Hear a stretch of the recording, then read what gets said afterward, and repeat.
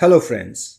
A very warm welcome to all of you on fourth episode of Corporate Banters with DK, presented by Star Performance Consulting. I'm very excited to have Mr. Mike deVente today on this podcast, an industry veteran with over 3 decades of leadership experience in multiple roles and geographies. A multilingual person who can make anybody laugh in any situation by his infectious smile and out of the world sense of humor. He is considered as one of the best leaders who knows every intricacy of distribution of products through various channels. He has held various leadership positions in Motorola Solutions, including being corporate vice president and general manager for Latin America and Asia Pacific. His current assignment is to lead the channel business as vice president for Americas in Poly. Please join me in welcoming Mr. Mike deVente. Mike, a very warm welcome to you and thank you so much for your time. It's truly an honor to have you on this podcast.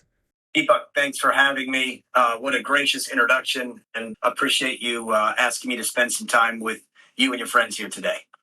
Fantastic, Mike. So, without any further ado, let's get started. So, for the sake of our audience, tell us a bit about your corporate journey.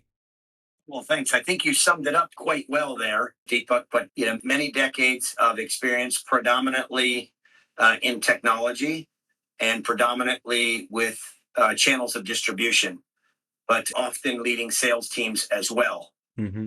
Started off in a role that was maybe strategic, and then I went into operations and then into sales and back.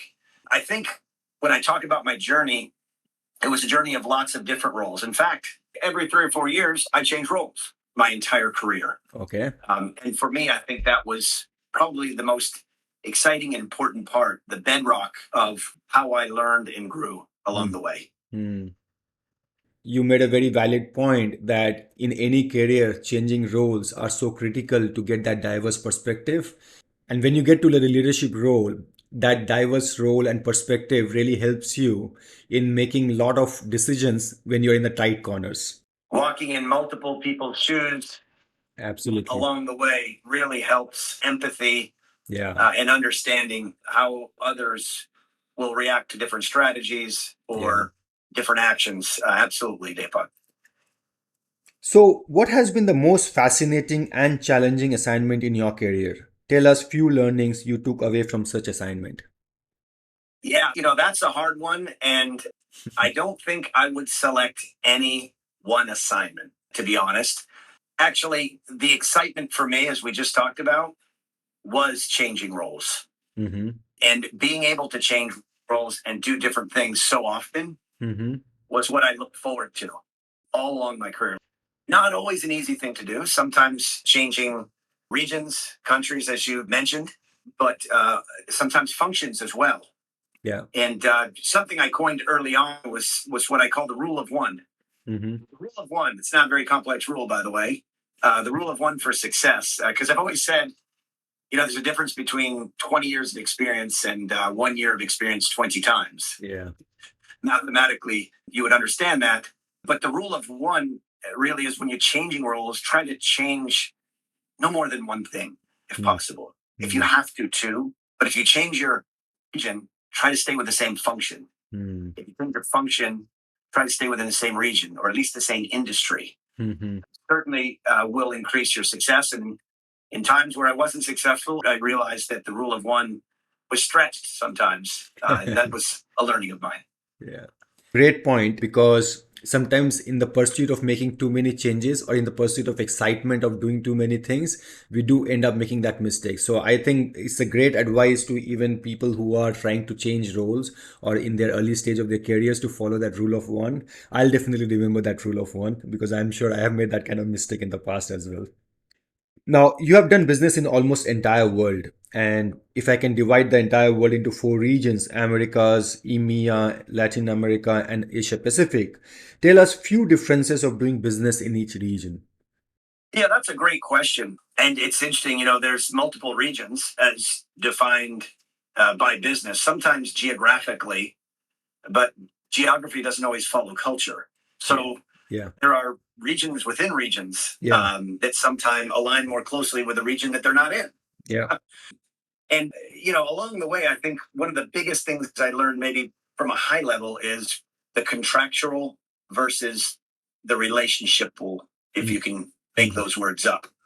Some countries tend to be more contractual in the way that our relationship is when we do business, and some seem to be more based on relationship. And that doesn't mean a contractual region could have strong relationships and that could drive your business, and nor does it mean a relationship-based country could not have contracts, but they tend to be. Maybe I play that out a little bit. For example, in a contractual type country or region, we would do business together first. We would do business, and if I showed that I did business together with you, and I kept my word and I lived by the rule of the contract, you might, maybe not, but you might just invite me to break bread with your family and meet your family.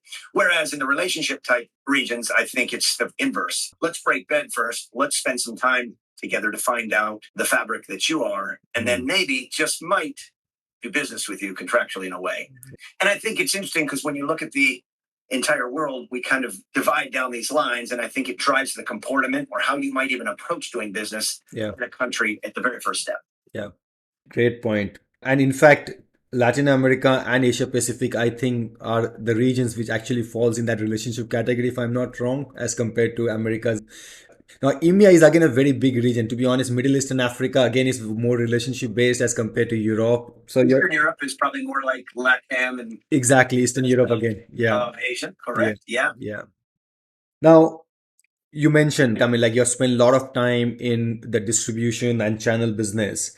How different are channel or distribution in each of these regions?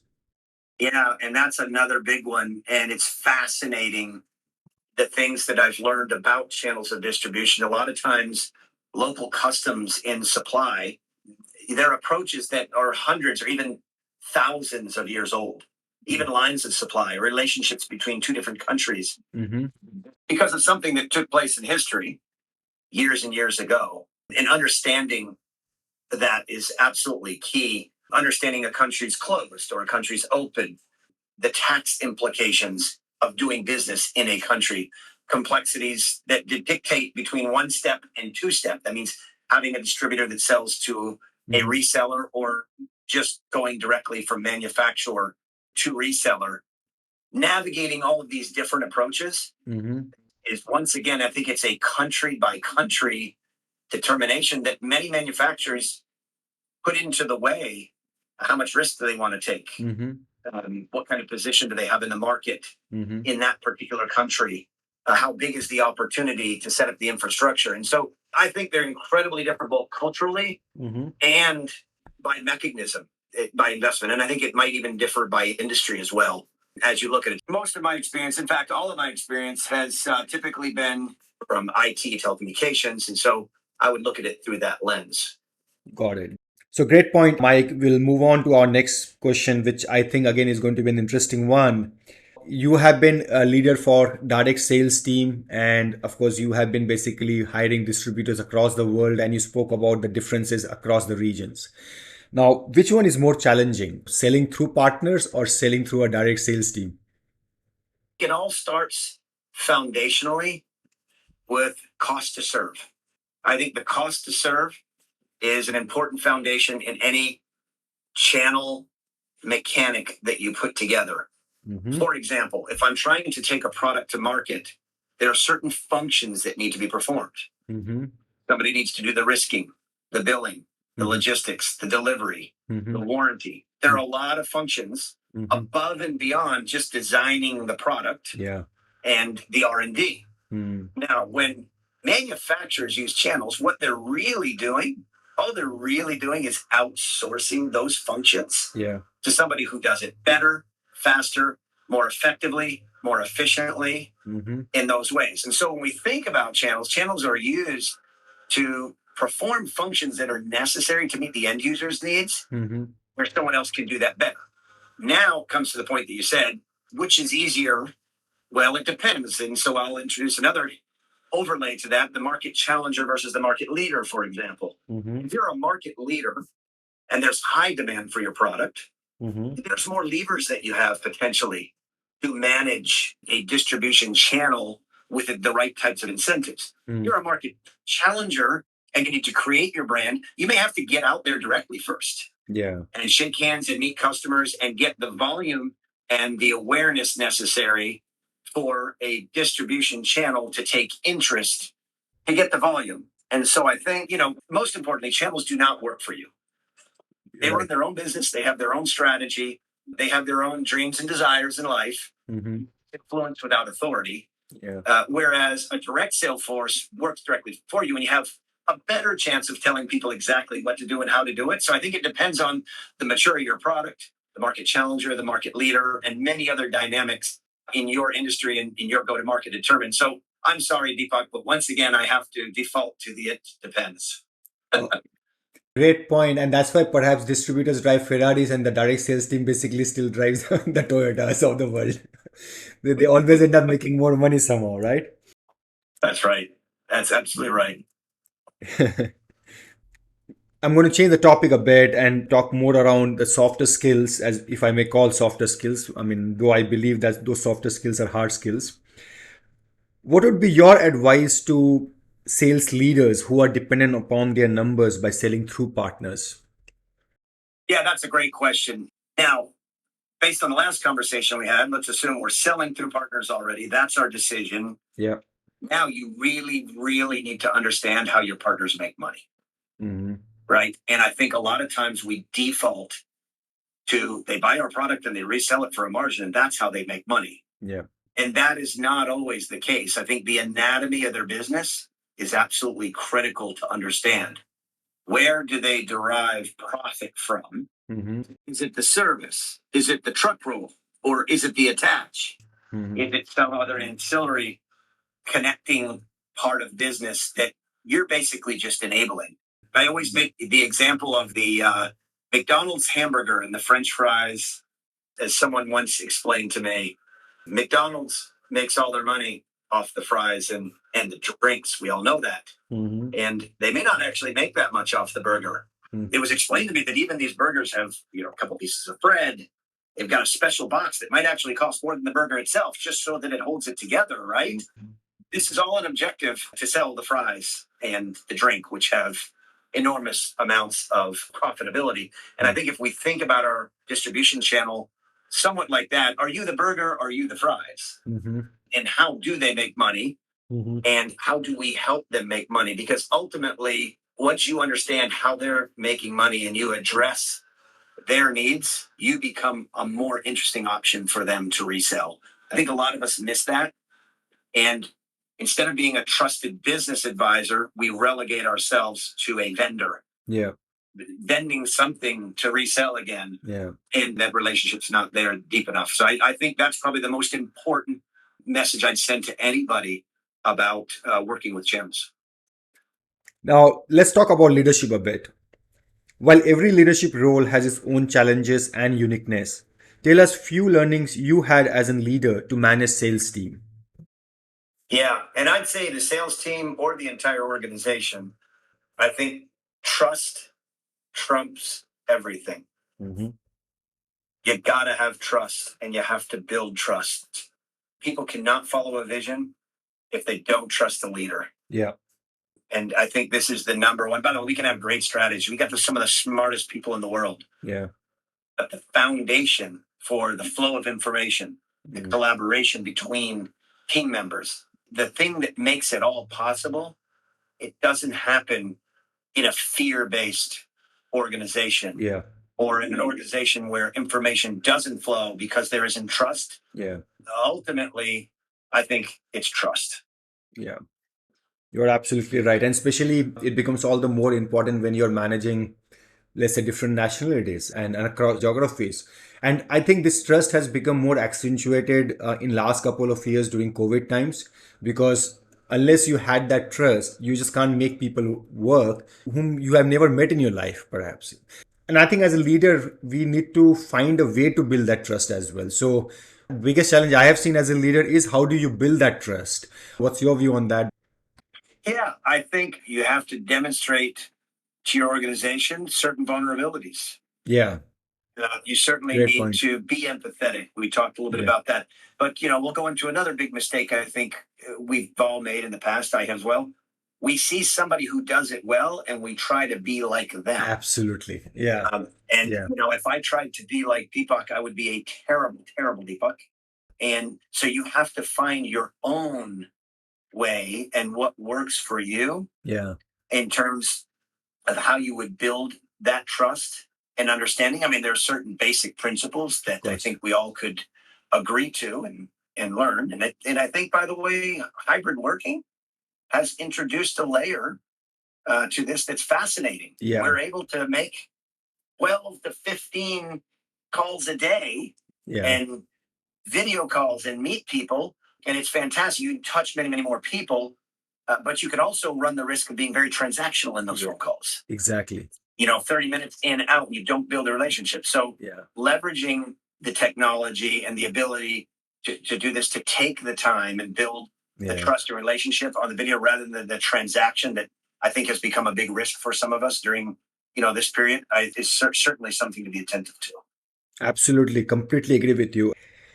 Now, you have always been How a about business. lunch? How about lunch? Have you ever done lunch with somebody over a video call? I have had drinks, not lunch. That's good. That's good. I think that's definitely a way to extend the platform, just like you would at the office. Hey, let's go out and have lunch and talk about this face to face.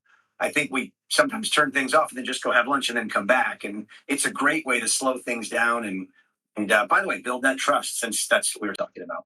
You're absolutely right. See, it's a question of finding one's own ikigai, having one's own leadership style, and more importantly, finding the way you can build that trust with the team. Now, as you mentioned, you have done various roles. I'm sure not finance role, but I'm sure you always had a finance partner. So, what would be your advice to those finance partners supporting business leaders? Yeah, finance always has had a special place in my heart, as you know. Yeah, of course. Deepak, having worked together with you was one of the best experiences that I've certainly had by far. You don't need to say that since just because you're on my podcast. So, look, I think if I was to talk to anyone who is in a finance career supporting a general manager or business manager, I think it's being inquisitive and being a partner.